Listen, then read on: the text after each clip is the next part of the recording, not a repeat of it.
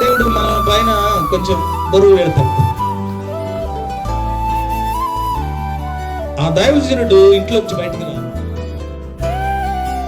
లోపల నుంచే అతన్ని వెళ్ళి యోర్దానులో 7 సార్లు మునిగి లేవమని ఏమంటున్నాడు నాయమను చెప్పండి.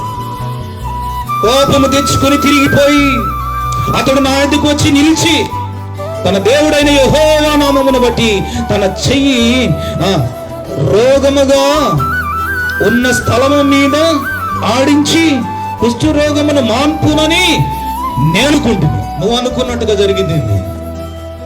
చెప్పండి, ఇది నువ్వు అనుకుంది, నువ్వు అనుకున్నట్టుగా కాదు జరిగేది. దేవుడు నువ్వు అనుకున్నట్టుగా నీకు స్వస్థత ఇవ్వడు. నువ్వు అనుకున్న సమయంలో నిన్ను బాగు చేయడు. నువ్వు కొంచెం తగ్గితేనే బాగు చేస్తావు.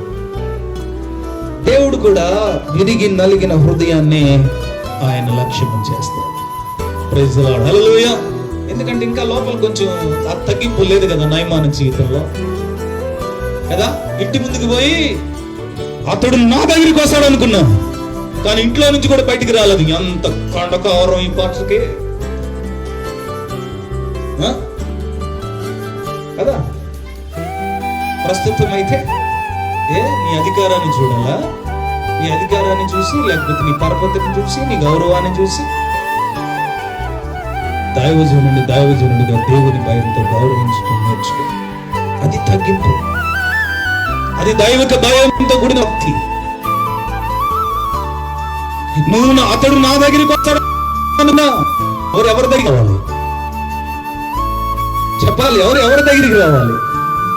దైవికమైన స్వస్థత, దైవికమైన మేలు, దేవుని ఆశీర్వాదం, దైవిక స్వస్థత నీకు రావాలంటే నీవు దేవుని వద్దకు రావాలి.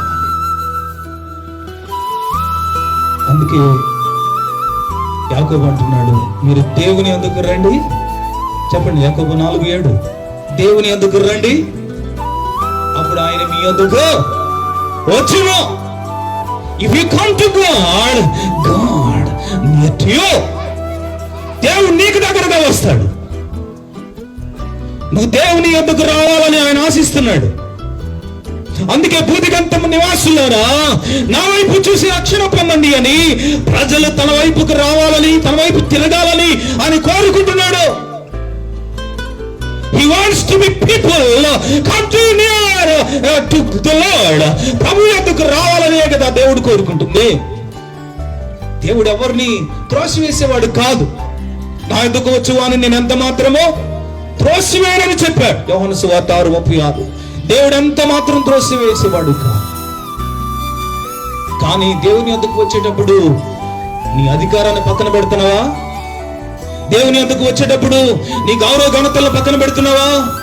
దేవుని యొద్దకు వచ్చేటప్పుడు నీకున్నటువంటి సమాజంలో ఉన్న పేరు ప్రఖ్యాతులు పక్కన పెడుతున్నావా? నేనేంటి, నా గౌరవం ఏంటి? ఈనాటి సంఘాల్లో ఉన్న గౌరవాలు ఏంటో బైబిల్ క్షుణ్ణంగా చెప్తున్నా. ఒకసారి చదువుదాం. యాకోబు పత్రిక 2వ అధ్యాయం ప్రారంభం. నా సహోదరులారా,